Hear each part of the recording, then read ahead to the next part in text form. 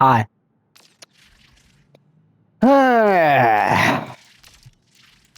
I hate this video and its concept, but I have a very bad tendency personally to think negatively and uh, to think about things too deeply, more so catastrophizing,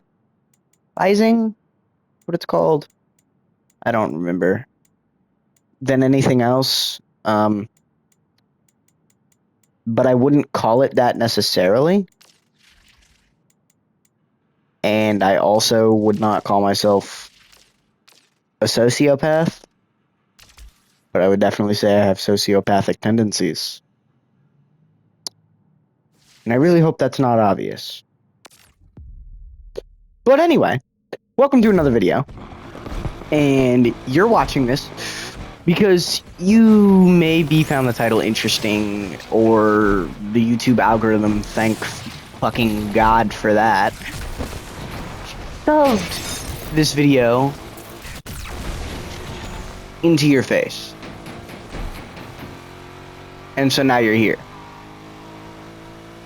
So I want to talk about what it means to be a game collector today.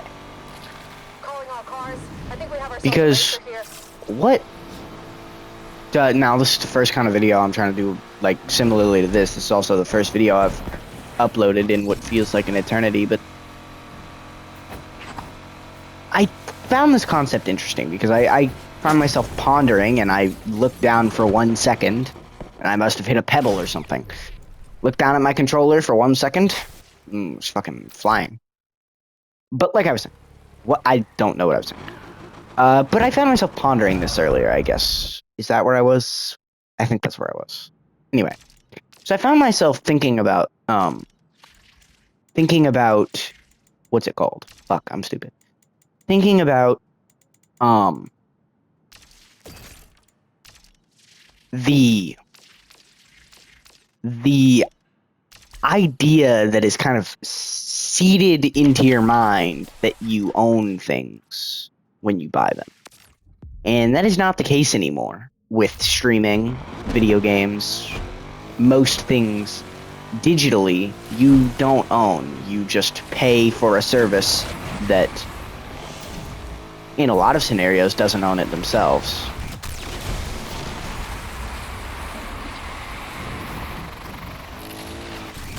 You are quite far away from owning what you want to own.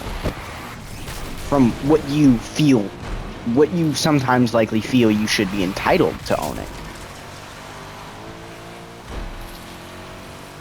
And I think that's a huge thing nowadays. Now, I'm definitely not going to be the first or last person to talk about this, and I'm definitely not going to be the most famous off this topic, because trust me, I'm sure it's not going to be milk dry for a long time, and holy fuck, I need to look where I'm going. But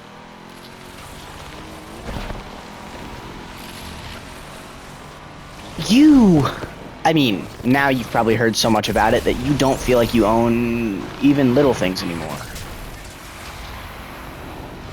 But, or you've maybe feel, as some others, including myself, do, which I probably should have run a statistic on this, tried to get a statistic on this before I started recording this, or done any sort of prepping at all for this video, but I knew I would probably forget if I didn't write it down, and I don't have anything to write it down with right now, so. Holy fuck, I suck. But you don't own a video game when you buy that video game. Ever. Nowadays. And I think that's probably been a thing for a long time. I wouldn't be able to tell you. I'm not exactly old enough to know if you owned the first video game ever created. If you had bought the first video game ever created, if you would own it. But it sort of depends on what you classify as owning a video game. or what you classify as ownership in general. And I think that in general scenarios like this, if I could pay attention to the fucking road, you need to have not two separate definitions for what ownership is, but you need to have different ways of thinking about what ownership is. I'm not going to elaborate on that because it's not necessarily entirely relevant, but it's an important thought that you should at least keep in the back of your mind and think about yourself. If I could pay attention to the motherfucking road and not almost die. So, if you buy a video game, you do not own it. And that is the case with pretty much all video games now. I don't think I could name a video game that doesn't have listed somewhere in it that your access can be revoked at any time without reason. With reason or without reason. And does that mean they will ever revoke your access without reason? No. That would be backlash. And while their terms say they can, they're never going to. But they're simply reserving the right to. Which, it's also a right to a consumer to not lose access to the things you pay for. For example, there was a huge thing with the Stop Killing Games motion and games getting sunset because they were old and didn't really have end-of-life plans. And I didn't really know too much about what they were asking in specifics, but I at least understood the general concept of what they were wanting. In a sense, I guess. So it's not exactly stupid, or it's not something you wouldn't, and I'm fucking stupid. It's not, it would make sense if you were to say games not having end-of-life plans is stupid, but it's also, it's valid for you to say that. To say that games not having end-of-life plans is stupid and idiotic. But it's also valid for you to say that them not having end-of-life plans is completely okay. I suppose that's somewhat more of a personal preference thing, but also kind of how you think about what it is. I mean, what exactly do they have to do to make all that work out? But regardless, don't keep yourself fixated on that. Again, this is just me sidetracking to things that are only going to be semi-relevant in this video.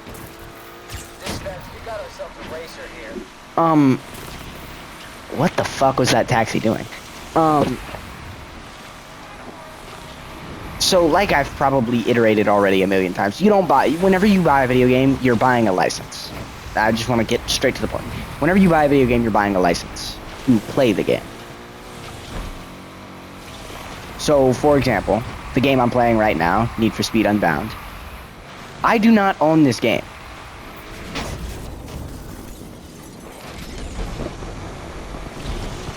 I'm about to go. Yo! I swear this isn't normal. It's the moment I start recording, dude. I swear. Okay, what was I saying? EA could revoke my access to this game at any time. And it would be within their policy, I think. I mean, most games kind of write that in there now. Most studios. So they hold that as a right. When I were to buy this game, for example, let's imagine some guy named Bob. Bob wants to play he sees some of his friends playing Need for Speed Unbound. He sees all the name brand cars. He's like, oh, that's cool. The branded cars. I shouldn't have said name brand. That makes it sound like I'm talking about like a grocery store item. He sees all the branded cars, like Lamborghini, Ferrari, you know, some of the big ones, some of the not so big ones, some cool shit that just looks like it'd be fun. And to top it all off, Bob had actually even played Need for Speed Heat before, so he at least somewhat knew what he was going to get himself into. And he wasn't any stranger to racing games either. It was just, you know, Heat was the only exposure to Need for Speed he had had. But he was no stranger to gaming in general or racing games, like I already said. So he wants to buy Need for Speed Unbound. So he does. Let's say he wishlists the game on Steam or something, and waits for it to go on discount. To go on a discount. Some fucking holiday sale, Black Friday sale, something like that. It goes on a 25% discount. And so Bob decides that this is going to be when he actually buys the game.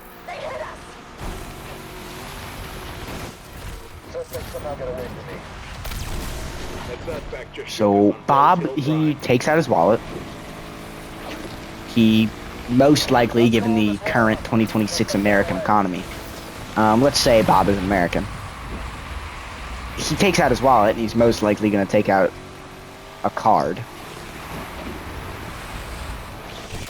A card that unfortunately does not have unlimited money on it, but people pretend it does. And he makes that charge. Let's say it costs $100 regularly, which, given the fact that it's an EA game, is not even out of touch. Or, I mean, that price is absolutely out of touch, it's just the idea of that is not out of touch with EA. And I'm stupid. So, you know, 25% discount.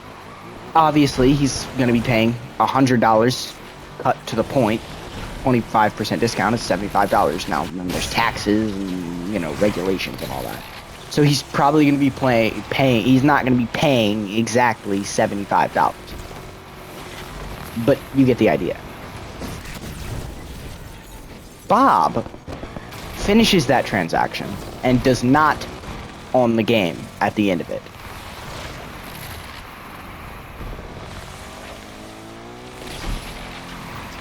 He paid for it just like he would go to the store and buy some milk and cereal.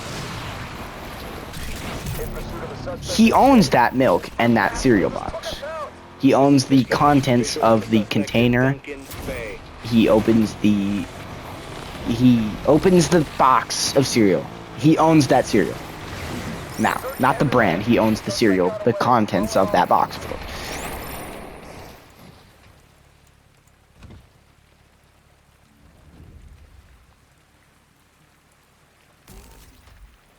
That means nothing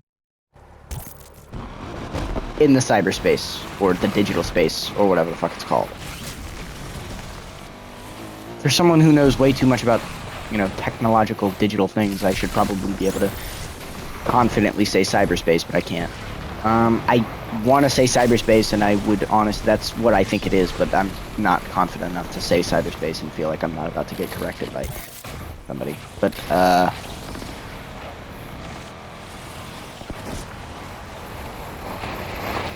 anyway, he bought a license to play Need for Speed Unbound. He does not own Need for Speed Unbound. He does not own the right to play Need for Speed Unbound. So, let's say 25 years into the future, there's like 6 more Need for Speeds. EA has an entirely different CEO. They've gone multiple rebrands.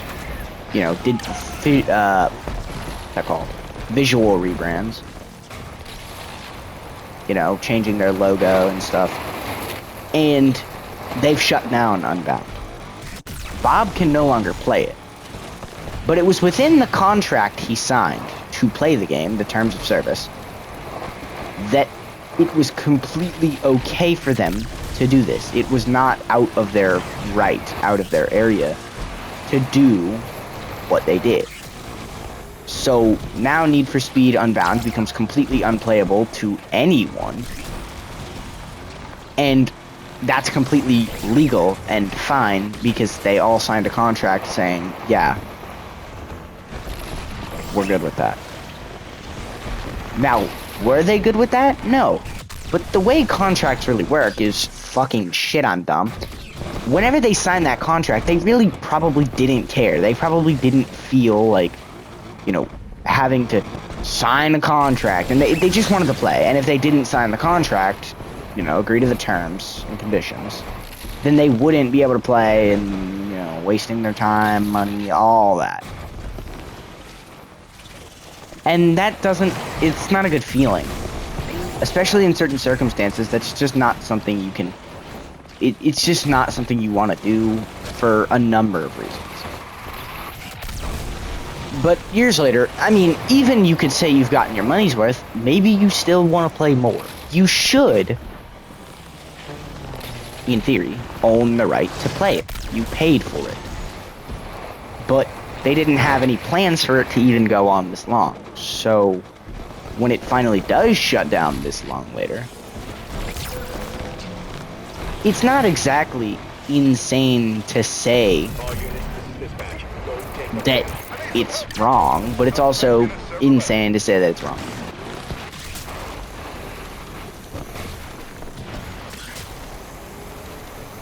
Because at the end of the day, you still signed that contract, didn't you?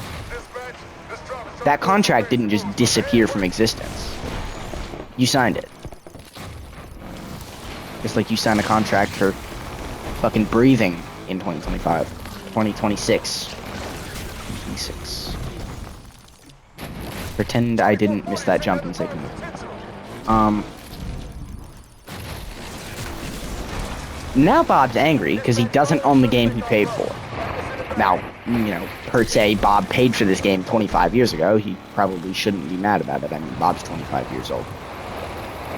But he is, because he still paid for it, and technically, Bob should still own the right to it, in theory, right? Well, no. It's not how gaming works, period. You see, Bob, again, like I've probably said a million times already, Bob never owned the game, so it doesn't matter what Bob thinks. Period. End of sentence. End of paragraph. End of thought. So let's tie that back in to the main idea of this video.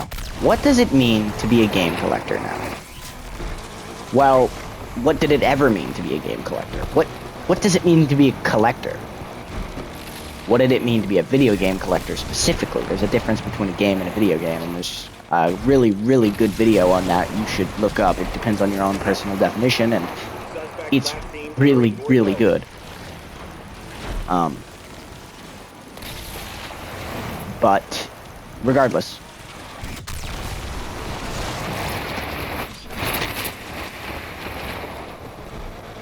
to be a collector, as you know, defined, which I couldn't tell you what it means to be defined because I didn't look up the definition of collector. Again, I just had this idea in my head and I was like, oh, this would make for a funny video or a cool video or something like that.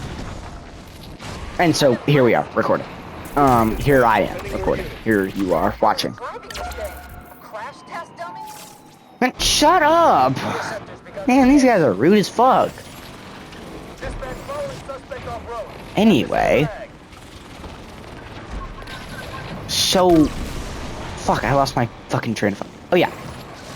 You have to collect things. What does it mean to collect? It means to gather, keep, store, something along those lines, I'm sure. And I know, I could use the word in a sentence, but it's one of those words, like, just because you can't define a word exactly doesn't mean you don't know what it is, right? Shut up. I could 100% use that word coherently in a sentence. I just can't define the word perfectly.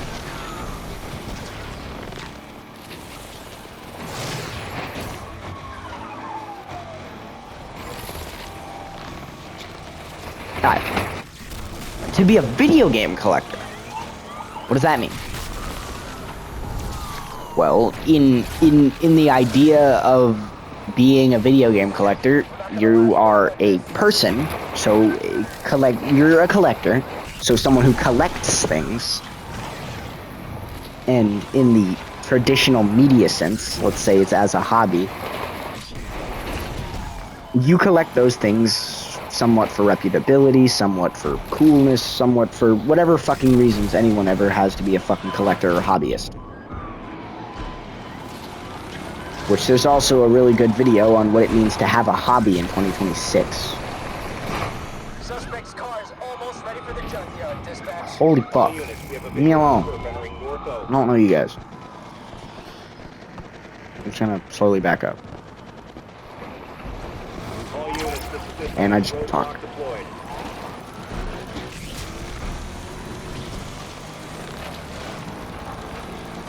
I'm about to crash. Yep, I knew it. Anyway. So, to be a video game collector, you would be someone who collects video games. Let's say you buy video games and save them on... Let's say you buy servers. You bought a huge server... what's that called? You bought a couple servers and you stacked them on top of each other, wired them together, connected them to a fucking supercomputer. And now you've got all that data. You got your RAM inside. You got all the stuff, you know? Now, on those servers contains your video game collection. At any moment, your video game collection could become devalued by the people who made the game. See, whenever you buy something to collect it, and I just had the strangest thought that there's probably someone who's already made a video exactly like this. What does it mean to be a video game collector in 2025 or 2026 or something like that? But I'm still gonna stick to the video because I think it's cool. And it's also very interesting in some scenarios to see other people's opinions on things in certain topics.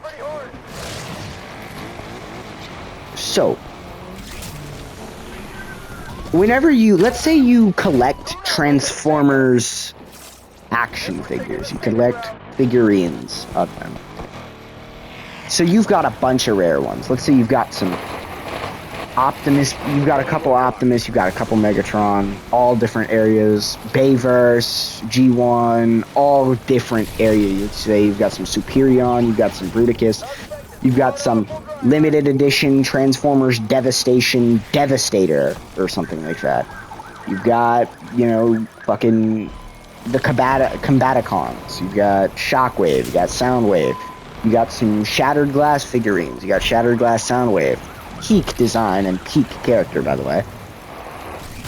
You got all that. Your collection is amazing. Absolutely amazing. And you own that collection. No one can just take that collection away from you. Now, let's say if someone breaks into your fucking house, yeah, they can absolutely rob you of your collection. But that doesn't devalue what the collection is. You just lose part of your collection. And to be honest, getting robbed is horrifying. Again, due to the online culture, people are desensitized, and I myself included. I mean, I've made jokes about some. I have, and probably, unfortunately, will continue to make jokes about some devastating historical events. Which I should probably check myself on. Is that a sociopathic tendency? I don't know. Probably not. It's not just me. So, comment. 2026. So. Anyway. But in a video game collection, in a regular collection, in that collection of Transformers figurines, you own that collection, per se. You own the things in that collection. So, it's not up to anyone whether or not you don't own that collection anymore. No one can just come and say, hey, this collection is not yours. I own it now. Or no one can just come and take part of that collection and claim it as their own part of their own collection now. Because that's not how that works. I mean, in a sense it could be, but Life is finicky.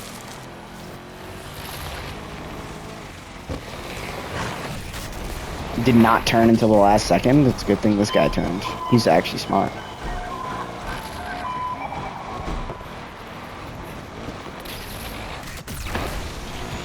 To be a video game collector is to be willing to acknowledge that your collection is not a collection. Your collection is rather a spider web of nodes. If you don't know what a node is, you should probably look it up. N-O-D-E. Which, by the way, is a network. I think. Technically, that's what a network is. You know, it's just a fancy way of saying it. It's just a funny way of saying it. A cool way. It's an interesting way. It's a prolific. No, I'm not going to use that word. It's a profound way. I don't know. Whatever. It's a cool way of saying. Anyway, you are willing to acknowledge that you are willing to acknowledge and stand for, even, in a way, that your collection is not your collection. Your collection is rather a spiderweb of nodes. Each node does not belong to you, and if that node were to snapped, broken, messed with, taken away from you, it's gone. Now, in realistic terms of a spiderweb, that would probably cause a collapse, but this isn't the stock market, so.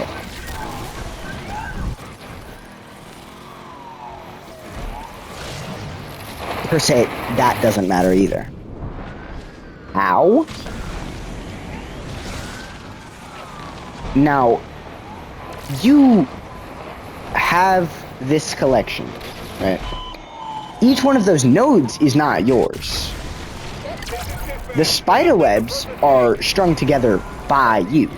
That is yours, and that is the only part of it that allows it to still be beautiful. Without all the things taken away from it.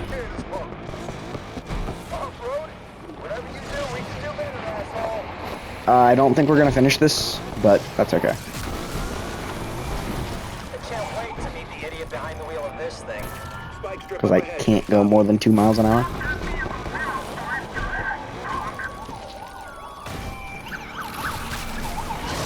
Yeah, we're not finishing this. That's okay. Damn! Why y'all only on me? They're gonna destroy the damn city. The fuck? Leave me alone. Got ourselves a shit driver alert. We're out. Tried to do a flip on that guy.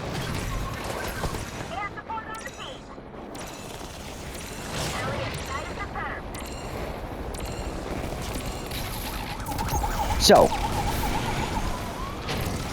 Ow. That collection isn't yours. Never was, and it's barely bound together by something that is yours. But, alas. We're here, team. Let's do this. Gotta bust out the handbrake maneuver. I screwed up. I'm still on the run. Suspect is taken off the ground. I think we're gonna have to bail soon. Somebody take pursuit. You... Ready and willing. This clown can't control their wheels. In this. Becoming a video game collector in 2026 is not viable as something that's even fun to do. As a matter of fact, in a way, which I've probably said a gazillion times this video, it's stressful to even attempt to be a video game collector, knowing that at any point, part of your collection could be taken away from you.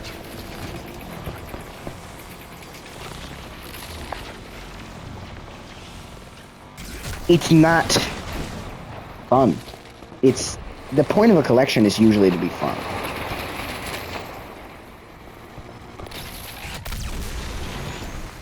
But that's not what that is. It's anxiety inducing, knowing, again, that your collection isn't yours and that it could be stripped away from you at any moment. It's a horrifying thought to think about everything you've ever built up And even the thing that sustains your network, that could be taken away from you at any moment. Now, is it going to disappear from you within the next 1 second? No, it didn't, did it? However, depending on 1 second my time to 1 second your time, that would be a huge gap that just kind of is open space that would either be null space or open space for it to actually be acted upon. So, depending on when you're seeing this video, I suppose if you define it that way, it could be. But if you want to be a smartass like that, you're weird. So, at the end of that,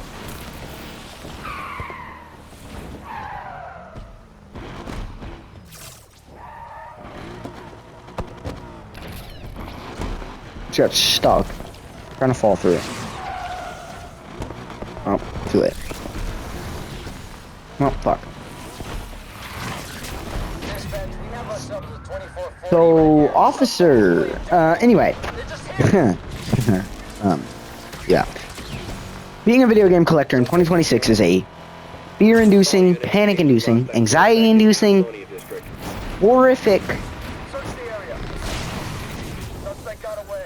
brain graph of just not being able to understand, not knowing whether or not that collection is yours, whether or not that collection will be yours in 12 minutes, or 12 hours, or 12 days, or 12 weeks, or 12 months. And now it makes sense why I picked 12 minutes at the start, doesn't it? Exactly. Anyway, and I'm sure it does, because I picked 12 just out of pure coincidence, and it just so happened that 12 months is the exact amount of months in a year. Anyway.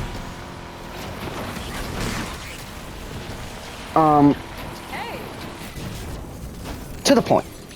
Like I've tried to be a couple times before getting sidetracked by something that happened on my screen. It's a struggle. And being a video game collector is not the same thing as being a something else collector. A physical collector. I mean, even being a movie collector is different. Again, these are weird mediums, these video game movie collections and services and now. Being a movie collector, I mean, you can still kind of be one, buying a physical copy, and you could argue that for a video game as well, but that can be shut down just the same.